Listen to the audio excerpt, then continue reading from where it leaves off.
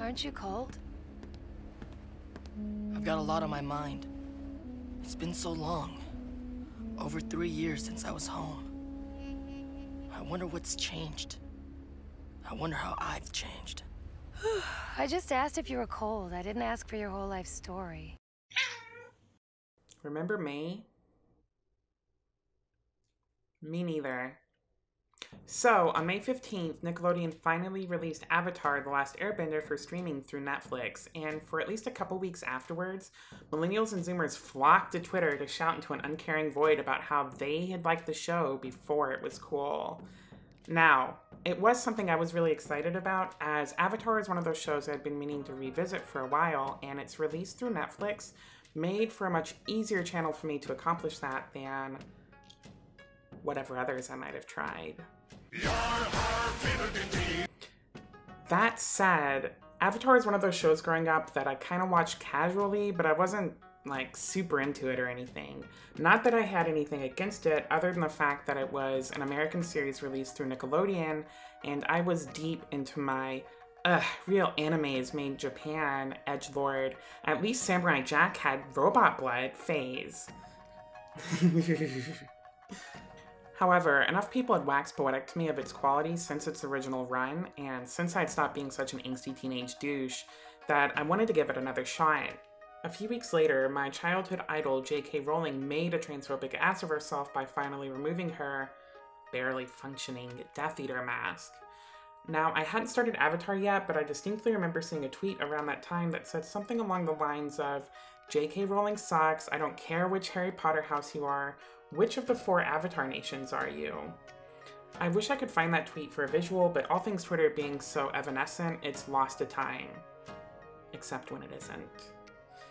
I don't really know why, but that was the thing that finally got me to watch Avatar.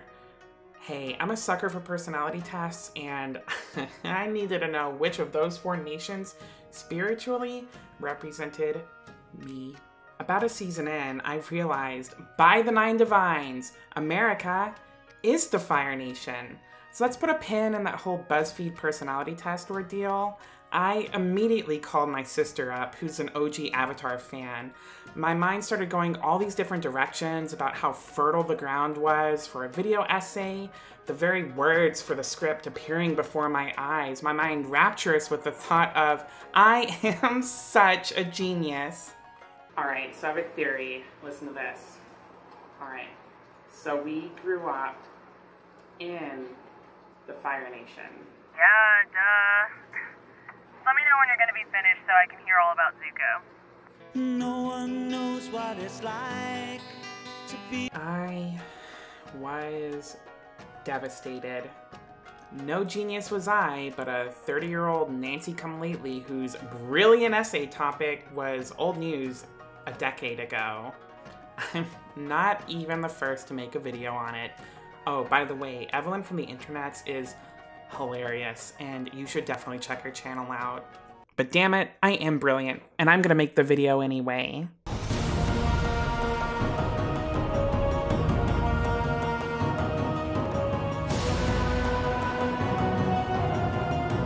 One of the things that kept me from getting too deeply into the original run of Avatar is that it felt too childish, which is hilarious in retrospect, because I spend at least half of my free time watching children's cartoons these days. But as I alluded to earlier, I was deep into my early adult anime phase back in the mid-2000s, watching shows like Cowboy Bebop, Serial Experiments Lain, and Neon Genesis Evangelion, aka the greatest anime of all time. Don't at me, or do, because I will fight you. American cartoons of that era, with a few rare exceptions, were so heavily censored and sanitized that they just felt cheap. Seriously, it's incredible how far Western animation has come since the days of Camp Lazlo and My Life as a Teenage Robot. Funny enough, I never really gave Avatar a chance back then, because I thought it was just as mindless as Total Drama Island. Turns out, I was actually too stupid at the time to see how brilliantly adult and even relevant the writing was. Avatar doesn't just hold up, it straight up hits different in 2020. I mean, seriously, this is a children's show that takes place after a genocide that is central to the plot. much like the US itself. Perhaps part of what made me miss so much when I was younger, other than general ignorance, was the fact that Avatar's adult themes and social commentary build slowly. The Four Nations paradigm, from the surface, looks like an oversimplified world with a basic Fire Nation bad, Water Tribes good, Earth Kingdom boring, Air Nomads dead structure. And to a degree, yeah, that's exactly what it is. But if you invest the time and attention, which I never really did, it becomes extremely clear that it is not nearly a nuanced enough reading, and it's a real discredit to the writers who were doing something brilliantly adventurous on a network that had never done anything like that before. Perhaps the Earth Kingdom is a bit on the boring side, but Earthbenders, Toph is the best character in the show. And sure, compared to the Fire Nation, the Water Tribes are good, but that doesn't mean that all waterbenders are, even though Hama is awesome and her episode may be my favorite one. And finally, the Fire Nation. Definitely evil, but Uncle Iroh and Prince Zuko? It's the environment created by the culture of the Fire Nation that makes us equate it to evil. And being someone who grew up in an environment on which the Fire Nation was based, this hit especially hard as I watched Avatar during the Black Lives Matter protests. But what are those Fire Nation attributes that make it feel so decidedly evil? Well, the first and most obvious of these is that it's a military empire bent on world domination, and since World War II, pretty much every evil faction in such media has been similarly configured. Think of the aptly named Empire in Star Wars. Same deal, an allegory for the evils of fascism and imperialism wrapped up in a package with sweeping settings and killer fight sequences. At the beginning of the show, the Fire Nation seems decidedly one note. The weak are meat, the strong do eat. Every action they take, every appearance in the show basically amounts to, oh no, the Fire Nation, they're going to kill us all and take our stuff. Even the intro feels weak. But then, everything changed when the Fire Nation attacked. It feels totally lacking in depth, the uncomplicatedly evil of a black and white world, which was fine when I was younger. There was no real redemption arc for the orcs or for Sauron in Lord of the Rings, nor for Voldemort in Harry Potter, and up to that point in my life, those were handily my two favorite series. But by the time Avatar came out, I was in high school, and simple dichotomies like good and evil in writing were really starting to turn me off a bit. I mean, that's where my love for Game of Thrones came from a bit later. The moral ambiguity of every character was incredible compared to most of the stuff I had read before. When I was much younger, I just accepted that everyone belonging to the Galactic Empire was evil just because evil music played when they were on screen, and why else would they choose to live there? However, by the time Avatar came out, I couldn't so easily shrug the question of, why is everyone in the Fire Nation evil? It just seemed absurd to me that you would have a whole country like that whose actions were demonstrably, unarguably evil, and everyone just sort of played a part in it. I mean, Uncle Iroh seemed fine, but also no one really took him seriously, and he seemed more like a comic relief character at the time than anything else. And that past Fire Nation avatar that Aang talked to sometimes had to have been okay when he was an avatar, although he also seemed joyless and intimidating. And this is the point where I mention, I only saw random episodes from books 1 and 2 during the original run, and I never saw any of book 3 at all. I mean, I was an ignorant edgelord who really didn't understand global politics or history or anything back then, so I'm certain I still wouldn't have appreciated the points being made by the show then like I do now, but seriously, I can't stress enough how relevant it feels to watch every episode from start to finish in mid-2020. When I was younger and learning history, I used to always wonder what it would be like to grow up and live somewhere like Nazi Germany. When I would see footage of Hitler, he seemed so angry and so clearly evil, and yet all the people cheered for him. They truly thought that what he was doing was right, that their country and race were truly superior, that others deserved to be conquered or killed for the glory of their nation. Were all the people cheering evil? Could an entire nation and its people be evil by default? And if not, were they stupid? How were they so easily tricked? Neither answer, that all the people were evil or all the people were stupid, really satisfied me, so it remained this great unanswered question for many years. Of course, this represents a gap in the way our education system, or at least the one I grew up in, approaches topics like this. I don't remember talking about non-American history until high school, and even then, details on the rise of fascism in the 20th century were notably sparse. It also indicates a gap in my own understanding of the world at the time due to being young and ignorant. Not to mention privileged and sheltered, but that's a bit of a spoiler, so we'll come back to it. All of this is wild to reflect on, though, considering the fact that Zuko was written as a character to directly address what it's like to grow up in such a culture, and moreover, that the culture Zuko was growing up in was so directly analogous to my own. Yes, this is the part where I talk through the story, but I'm really talking about what it's like to grow up in America, so bear that in mind. In the first several episodes of the show, we only really get to see one side of Zuko: angry, evil imperialist. It's not until episode 12 that we begin to see a different side of him through the story of his trademark scar, which was given to him by his father after he broke Fire Nation cultural protocol, and notably stood up for a group of people deemed expendable by the government. His father, angry that Zuko would do such a thing, challenged him to one-on-one combat, after which he was left scarred and exiled from his home. I've never been physically abused, but from experience, this is a pretty good analogy for the types of emotional scarring and distancing that can occur when one dares question the nature of an absolute and oppressive culture. We see this same sort of back and forth internal conflict in Zuko for the rest of Season 1, where sometimes he hires bounty hunters to capture the Avatar, and other times he goes in disguise to save the Avatar, directly opposing the Fire Nation in the process. By the end of the season, he parallels the story of his scar by attempting to save one of his fellow Fire Nation soldiers, only to be refused. The tacit implication of this being that Zuko is already too un-Fire Nation, and that General Zhao would rather choose death over diluting the purity of his Fire Nation ideals.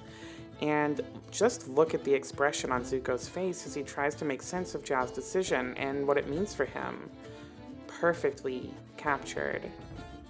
The events at the end of Book 1 also lead to Zuko and Iroh being declared traitors to the Fire Nation, so in the second book, which mostly takes place in the Earth Kingdom, they are constantly on the run from the forces of their homeland.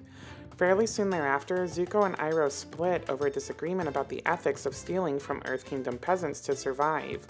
This is pretty soon after this episode, which comes in close second for depiction of the place I grew up. Set my lines by the riverbed. Caught 10 fish and I killed them dead. Cut 'em and gut 'em and I tossed the heads in the water to keep them cat gators fed. While Zuko is alone, we've learned more about the sort of family environment he grew up in. Notably, at least in my case, we discovered that there is an implicit understanding that some things simply are and are not to be talked about, and understanding which is entirely culturally bound. If it goes against the prescribed good of the Fire Nation, then it is bad and remains unsaid. Later, Zuko reunites with Uncle Iroh, which sparks one of the most important moments in his journey: how to bend lightning. This is an especially powerful technique, one which Iroh himself developed. Lightning bending is significant because it requires one to recognize the strength of the other nations, in effect the strength of diversity, and how learning from a diverse set of people leads to much greater wisdom than only learning from one's own. At first, Zuko rejects the idea and is way too emotionally damaged for the calm clarity required to master the skill, but over the course of the series, he slowly begins to accept the truth of it, rejecting the nationalistic propaganda he had been fed his whole life and becoming a stronger and better person for it. Another significant moment in Zuko's development occurs when he and his uncle reach the Earth Kingdom capital of Ba Sing Se. In order to not be discovered, they assume identities as Earth Kingdom peasants in a small tea shop, the most humble role the Prince of the Fire Nation has ever had to play. Through this, and his uncle's unbridled optimism at their new, simpler life, Zuko has his first ever experience as a normal teenager. one where he is not under the constant crushing weight of measuring up to and manifesting every trait which defines the prescribed Fire Nation ideal. He no longer has to live for the so-called honor of his nation, but rather for himself. It is also important that this occurred in a city in the Earth Kingdom rather than the Fire Nation, as it further reinforces the life and role he was assigned from birth is not the only way to experience life.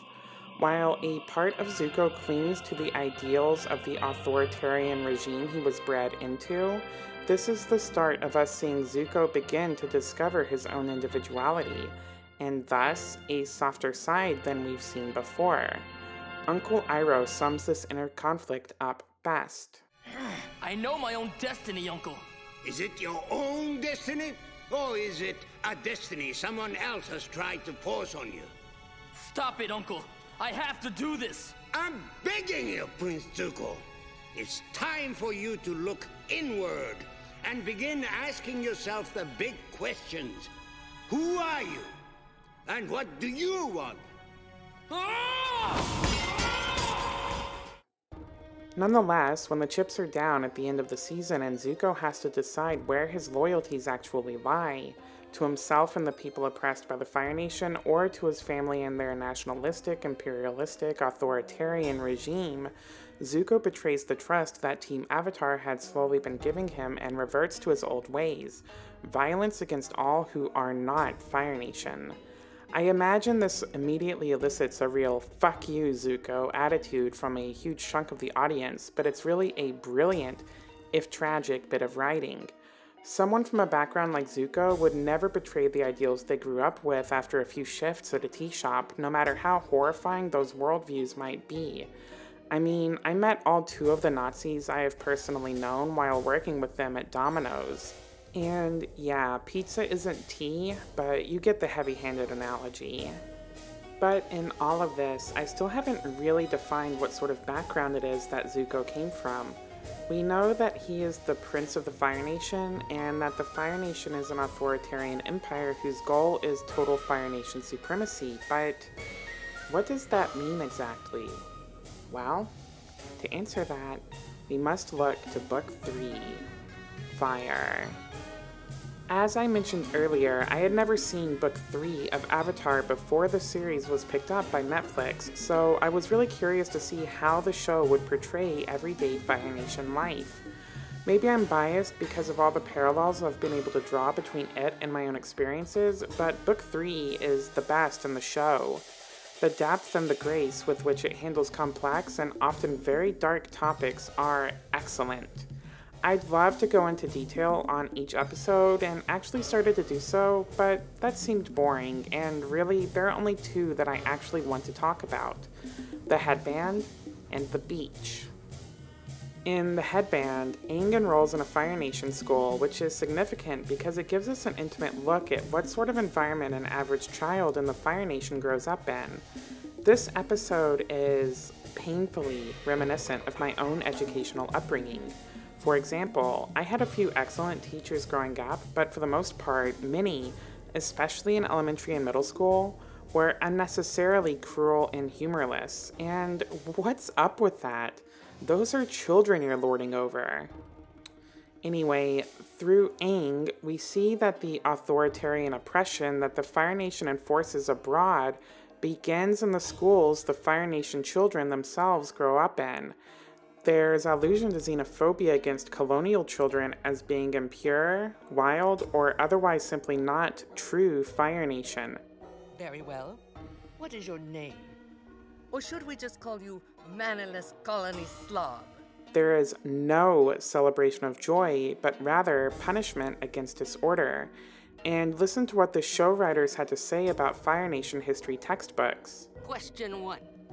What year did Firelord Sozin battle the Air Nation Army? Kuzan? Is that a trick question? The Air Nomads didn't have a formal military. Sozin defeated them by ambush. Well, I don't know how you could possibly know more than our national history book. Unless you were there 100 years ago. Now, I actually own a copy of my old high school history textbook, but it's in storage in another state, so I can't show it to you here like I'd like to. But I do have the t-shirt my class made, and on the back are some of the more outrageous quotes from the book. Here's one from the actual history book I was taught from. I don't want to read this. Do I have to read it? Oh, it's for accessibility? Fine. Many Texans wanted outright union with the United States. The radiant Texan bride presented herself for marriage, but the expectant groom, Uncle Sam, was jerked back by the black hand of the slavery issue. 4 chapters later. The bride was so near, so rich, so fair, so willing. 9 long years were surely a decent wait between the beginning of the courtship and the consummation of the marriage. Also, it's wild how the children pledging to the Fire Lord is universally creepy. Recite the Fire Nation oath. My life I give to my country. With my hands I fight for Fire Lord and our forefathers. With my mind I seek ways to better my country. And with my feet Airbenders, Fire Lord, blah, blah, blah, blah.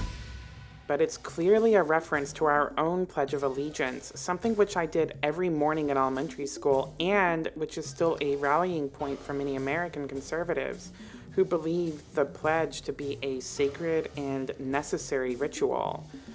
Funny how it seems clearly oppressive and dystopian when anyone else does it. The big theme of the episode comes to a head when Aang realizes that Fire Nation children are not allowed to dance. This hit particularly hard since my middle school actually offered a class titled Musical Movement, because if they had called it dance, the Church of Christ families would have rioted. Dancing was a weirdly taboo thing among a huge percentage of the population I grew up in, whether your household was part of the church that forbade it or not. Now I gotta cut loose, foot loose, kick off the Sunday shoes. Aang, realizing how oppressive that is, decides to throw a dance party for the others in the school, allowing them a new sense of freedom, artistic independence, and outright joy that had been kept from them their entire lives. This little exchange sums up the point of the entire episode nicely. This is incredible. It's like my inhibitions just disappeared.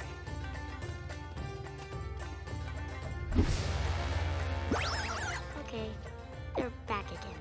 Fire Nation children and children of all fascist nations grow up in an abusive, oppressive environment, and when they grow up, they perpetuate a system that forces the same abuse and oppression on all whom they conquer. While the headband deals with the environment Fire Nation children themselves grow up in, the beach addresses the later psychological ramifications of growing up in such a traumatic environment. If the headband is all the fun parts of the Breakfast Club, the beach are all the darker moments where the students reflect on all the ways society has failed them and made them who they are. We see this through the lens of the 4 main Fire Nation adolescents in the series: Ty Lee, Mai, Princess Azula, and Prince Zuko. The episode is so deft in showing the different types of toxic environments that can develop as a result of such a culture, and how each of those can manifest into different types of trauma. Let's go through each one by one. Ty Lee is an adorable boy-crazy gymnast who seems the least overtly evil of the 4 to this point in the show. In this episode, she has boys falling all over her, literally tripping over themselves to give her gifts or to stand in the sun to shade her. She seems completely innocent while she manipulates others to do whatever she wants them to do through her looks and bubbly personality. Later in the episode, however, it's revealed that Ty Lee's personality is a result of growing up in a household where she was indistinguishable from her sisters. Ty Lee, therefore, lacked any sort of individual agency or affection as a child, and as such, she grew into someone who craved the affection of others in order to have any sort of intrinsic sense of self-worth. Mai is the quiet, brooding goth chick of the series. She's always emotionally cold and distant and completely disinterested and put off by everything around her, regardless of what it is. This is especially true of this episode, to the point that she completely shuts out and breaks up with Prince Zuko. Her story is an interesting one because she grew up an only child to a wealthy family and politically powerful father. She was inordinately privileged, getting, in her words, anything she wanted, but only so long as she behaved and remained silent and out of trouble, lest she damage her father's political career. Thus, Mai grew up learning to never express herself or any outward emotion. Or, as some of those I grew up under so eloquently put it, she came from a place where children were to be seen, but not heard. Princess Azula and Prince Zuko, being brother and sister, grew up in the same environment, and thus, who they are really different sides of the same coin. In The Beach, Zuko finally breaks down and declares that he no longer knows what right and wrong is anymore, and that he is filled with rage and confusion because of it. This is, of course, a part of Zuko's broader arc of overcoming the poison of ultranationalism and fascism that was his upbringing in order to ultimately turn against his family and overthrow their despotic, fascist rule. In the episode's most emotionally charged scene, Zuko declares that what he really hates most of all is himself, implicitly because he rejects that he cannot be the prodigal prince of the Fire Nation and a good person at the same time. Rejection of the national values that were drilled into him from birth means complete rejection of the only worldview he has ever known, a process which requires constant, difficult work. This scene in the episode highlights why it is so important thematically that Zuko betrays Team Avatar at the end of the second season. The process of realizing that you were raised on the wrong side of history means realizing that you are someone else's villain. And the process of overcoming that means one has to humble themselves utterly and undergo a total ego death. Princess Azula, on the other hand, is what happens when one does not allow themselves to go through that painful, humiliating process, but rather chooses to fully embrace the prescribed correctness of the empire they grew up in. Zuko gets a lot of attention from fans of the series because he is likely the most complex, human, and developed character of them all. However, I think Azula deserves much more attention than she is given. Maybe because I love a well-done tragedy, and Azula is by far the most tragic character in the series. The show's main antagonist after Zuko begins his redemption arc, Azula is typically shown to be bloodthirsty and evil to the core. However, the one major exception to this is The Beach, where we see that she actually does crave love and connection with others, but is so completely stunted emotionally that she is incapable of creating any sort of meaningful relationship with another person. Everything she says and does is way too aggressive, to the point that she's sort of a caricature of Fire Nation values. This initially reads as comical, but a closer reading reveals that her inability to connect with any of the boys her age, or anyone at all for that matter, actually deeply bothers her. As the series draws to a close, she has a psychotic break and exiles everyone around her, ultimately losing in one-on-one combat with her brother. Maybe I'm projecting a bit, but as a member of the audience, it's hard not to cheer Azula on at times, not because of the evil things she does, but because we want to see her reject her toxic upbringing as Zuko does and be a better person for it. But the truth is, there are at least as many Azulas in America as there are Zukos. There had to be a character driven mad by the oppression and privilege they were born into, a character who cannot accept that they were brought up with a morally evil worldview, a character not willing to put forth the effort required to not be a bad person. At the end of the series, Zuko still struggles with his past, still is not framed as the perfect hero, still has to work to overcome the systems of oppression created by his family and his people. But ultimately, he is redeemed. He is good. Azula, on the other hand, goes insane and remains evil to the end. Because she chose to cling on to the evil she was born into, because she was incapable of humbling herself and working to be a better person and challenge the prescribed Fire Nation worldview, she ends a villain. For so long, all I wanted was for you to love me, to accept me. I thought it was my honor that I wanted, but really, I was just trying to please you. You, my father, who banished me just for talking out of turn. My father, who challenged me, a 13-year-old boy, to an Agni Kai. How can you possibly justify a duel with a child? It was to teach you respect. It was cruel, and it was wrong. Then you've learned nothing. No, I've learned everything, and I've had to learn it on my own. Growing up, we were taught that the Fire Nation was the greatest civilization in history, and somehow, the war was our way of sharing our greatness with the rest of the world. What an amazing lie that was. The people of the world are terrified by the Fire Nation. They don't see our greatness. They hate us, and we deserve it. We've created an era of fear in the world, and if we don't want the world to destroy itself, we need to replace it with an era of peace and kindness. Growing up in a culture that is ultra-nationalistic and an empire that's deeply authoritarian is innately traumatic, often in ways we don't even recognize until we're much older. How many fireside conversations have I had with friends that are just like the one depicted in The Beach? It's basically a part of the culture. I said I'd come back to J.K. Rowling, so here it is. The division of the four houses in Harry Potter is the product of some bad writing.